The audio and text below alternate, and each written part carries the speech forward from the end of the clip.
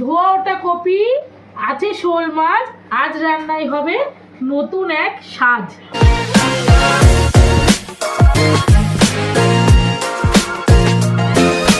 রান্না করার জন্য কি কি নিয়েছি একবার দেখে নেওয়া যাক। এখানে নিয়েছি শোল মাছ, 200 থেকে 250 গ্রাম ওজনের দুটো শোল মাছ আছে এখানে। এটা কাটার ভিডিও ফেসবুকে আছে তো? হ্যাঁ হ্যাঁ, ফেসবুকে আছে। আর আমি কেটে নুন হলুদটা মাখাইনি, তোমাদের সামনে আজ এর গায়ে হলুদ হবে তাই জন্য মাখাইনি। প্রথমে এটার গায়ে হলুদটা দিয়ে নিই, তারপরে কি কি আছে তোমাদের দেখাচ্ছি। লবণটা দিচ্ছি, হলুদ দিচ্ছি,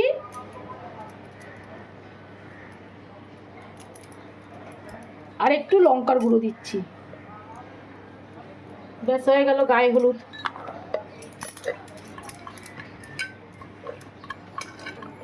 গায়ে হলুদ হয়ে গেল, এবার এটা সরিয়ে দিই। দিয়ে এবার কি কি নিয়েছি তোমাদেরকে দেখাই। এই যে এখানে নিয়েছি, আজকে রেসিপিটা হবে শোল মাছ দিয়ে ফুলকপির ঝোল। কোনো রসা কষা কিচ্ছু না, প্লেন ঝোল হবে। যেহেতু এটা শীতকালীন খাবার সেহেতু ঝোলটা করলে ফার্স্ট হচ্ছে শীতকালে এটা এসছে আমাদের বাড়িতে শোল মাছ, সেই জন্যই শোল মাছ দিয়ে আজকে ঝোলটাই করব। তারপরে আস্তে আস্তে আলাদা আলাদা সব রেসিপিগুলো আসবে। আর এই ঝোল করতে করতে আমি নিয়েছি এখানে ডুবো ডুবো করে আলু নিয়েছি, টমেটো নিয়েছি, ক্যাপসিকাম নিয়েছি, আদা নিয়েছি। আচ্ছা, আজকে কোনো রিচ আইটেম হচ্ছে না? না, রিচ আইটেম হচ্ছে না একদম। আদা নিয়েছি, কাঁচা লঙ্কা নিয়েছি, আর এখানে ধনেপাতা নিয়েছি। যেহেতু মাছের এক নতুন সাজ হবে, সেই সাজ থেকে তো ধনেপাতা রাখবে, তাই ধনেপাতা নিয়েছি।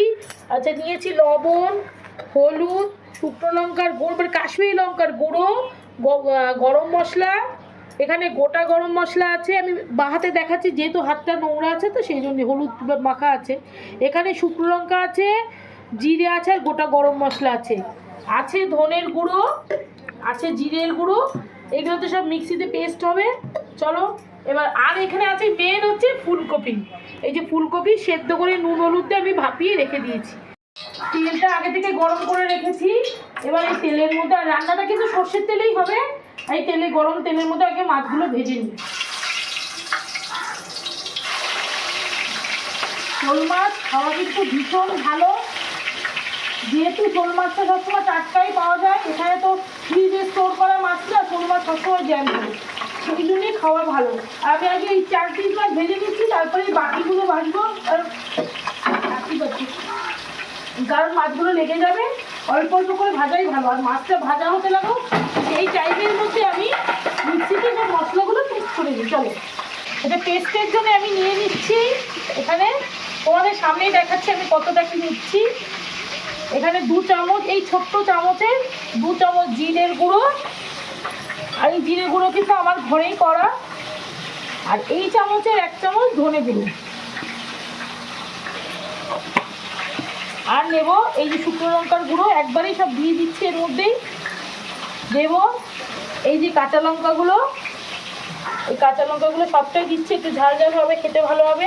টমেটো দিচ্ছি, আর এই আদাগুলো সব দিয়ে দিচ্ছি, যে কটা আদা আছে এই যে এখানে। এবার এগুলোকে পেস্ট করব। আর এই পেস্টের মধ্যে আমি একটু লবণ দিয়ে দিচ্ছি যাতে পেস্টটা করতে সুবিধা হবে। এবার পেস্টটা করে নিই, মাছটা ওদিকে ভাজা হচ্ছে। মাছগুলো সব ভাজা হয়ে গেছে, একে একে তুলে দিই। লঙ্কার গুঁড়ো দিয়েছি বলে কি সুন্দর একটা লাল লাল দেখতে হয়েছে মাছের কালারটা। আর আমি এর মধ্যে একবারই দিয়ে দিয়েছি পরের মাছগুলো, যেহেতু জায়গাটা ছিল, পেস্টটা ছিল বলে একবারে দিয়ে দিলাম, সময় যাতে সময়টা নষ্ট না হয়। ছোটো কড়াই হলে হতো না, বড় কড়াই আছে বলে হয়ে গেল। এবার এই তেলের মধ্যে এই যে ভাপানো ফুলকপিগুলো ভাজতে হবে।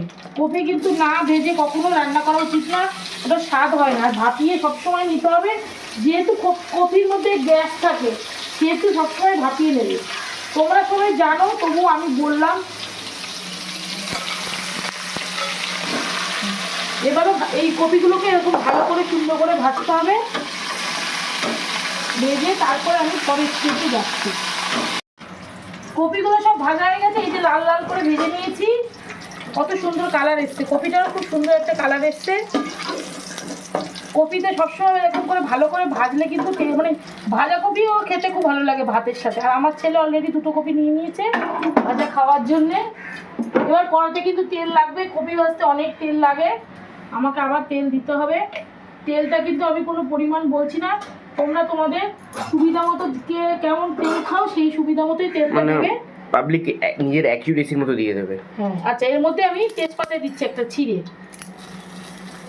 দিচ্ছি শুকনো লঙ্কা, একবারে আলুটা দেবো বলে মশলার এই ফোড়নটাও দিয়ে দিচ্ছি।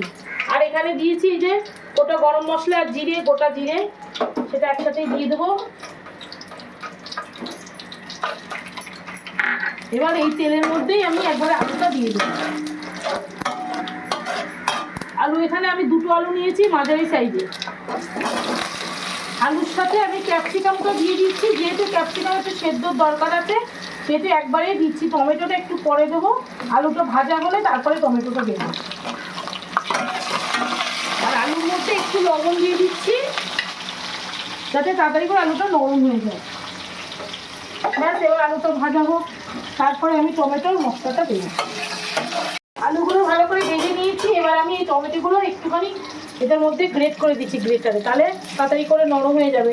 ডুবো ডুবো করা তো একটু সময় লাগবে, যেহেতু আমার সময়টা কম আছে, অনেকটা বেলা হয়ে গেছে, রেসিপিটা শেষ করতে হবে, সেই জন্য একটু ঘষে দিচ্ছি।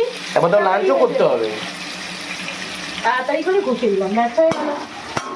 এবার আমি এই যে মশলাটা করে নিয়েছি, পেস্ট করে নিয়েছি, সেটা দিয়ে দেবো। কিছুই না, কিন্তু এই রান্না যেহেতু পাতলা ঝোল সেহেতু বেশি কিছু লাগবে না, ঝামেলা। আর এদিকে কিন্তু আমি গরম জল বসিয়ে দিয়েছি ঝোলের মধ্যে, আর এই গরম জলটা একটু ধুয়ে মশলার এই বাটিটা একটু ধুয়ে দিয়ে দিচ্ছি। আমি আর ঠান্ডা জল ব্যবহার করবো না এর মধ্যে, রান্নাটাই গরম জলেই হবে যাতে টেস্টটা ভালো হয়। আর লবণ একটু দিয়েছি, তো লবণ এখন অল্প করে একটু দেবো, এই 1 চামচ দিচ্ছি লবণ। দেব হলুদ গুঁড়ো 1 চামচ ভরে দিচ্ছি, আর কাশ্মীরি লঙ্কার গুঁড়ো তো তখন দিয়েই দিয়েছি, আর এখন আর দেবো না। শুধুই মশলাটা ভালো করে এখন কষাতে হবে, কষিয়ে তারপরে গরম জলটা ঢেলে দেবো। ভালো করে কষানো হোক, তো তেলটা বেরিয়ে আসবে। মশলাটা ভালো করে কষিয়ে নিয়েছি, এই যে তেলটা বেরিয়ে গেছে। খুব বেশি কিন্তু আমি তেল দিইনি, যেহেতু পাতলা ঝোল হবে, এত বেশি রিচের মতো তেল অত দরকার নেই, সেই জন্য একটু কম তেলই দিয়েছি। এবার হয়ে গেছে, এবার আমি গরম জলটা দেবো। আর এই রান্নায় গরম জল দিলে কিন্তু টেস্ট ভালো হবে, তোমরা তো জানো, নতুন করে আর কিছু বলার নেই। এই যে গরম জলটা দিলে এটাই সুবিধা, এই যে ঝোলটা ফুটে উঠবে সঙ্গে সঙ্গে। এবার আমি মাছটাও দিয়ে দেবো, কপিটাও দিয়ে দেবো। এই যে আগে মাছটা দিই, তারপরে কপি দিই। কপি যেহেতু ভাপানো আছে, ভাজা আছে, একটু নাড়িয়ে নিয়ে কপিটাও দিয়ে দিচ্ছি। আর এই যে জুসটা আছে, এটা কিন্তু পুরো পরিষ্কার করে দিয়ে দিতে হবে, এটাতেই কিন্তু টেস্ট, মাছের সমস্ত জুস এর মধ্যেই রয়েছে। এবার আর কি, ঝোলটা ফুটবে, ফুটে গরম মশলা আর একটু চাইলে ঘি দেওয়া যাবে, যেহেতু ফুলকপি তো একটু ঘি দিলে ভালোই হবে খেতে, কপির মধ্যে একটু ঘি টি পড়লে খেতে ভালো হয়।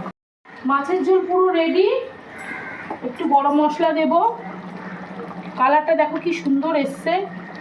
গরম মশলা 1 চামচ ভরে দিচ্ছি, যেহেতু কপি সেহেতু তো একটু দিতেই হবে। আর ঘিটা অপশনাল, ঘিটা তোমরা চাইলেও দিতে পারো, না চাইলে দিতে পারো, আমি নাও দিতে পারো, আমি একটু ঘি দিচ্ছি। কপিটা খুব ভালো, তাও একটু দিচ্ছি গন্ধটার জন্য।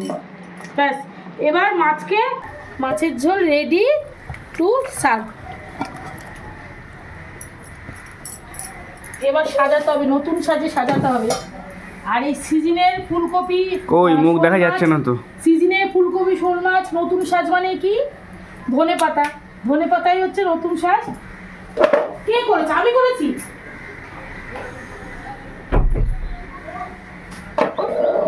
তাহলে কি বললাম, সিজনের ফুলকপি শোল মাছের ঝোলে নতুন সাজটা কি? এই হচ্ছে সাজ, এই হচ্ছে গয়না। ধনে পাতাই হচ্ছে এই ঝোলের গয়না। ধনে পাতা দিয়ে সাজিয়ে তুললাম ঝোলটাকে, দেখতে সুন্দর হয়েছে তো। ঝোলটা দেখতে কি লোভনীয় লাগছে? আর যদি লোভনীয় লাগে, তাহলে আমার রান্নাটা যদি তোমাদের খুব ভালো লাগে, লোভনীয় লাগে, তাহলে কি করতে হবে? লাইক করতে হবে, শেয়ার করতে হবে, কমেন্ট করতে হবে আর সাবস্ক্রাইব করতেই হবে। আর এই ভিডিওটা এইটুকুই, টাটা।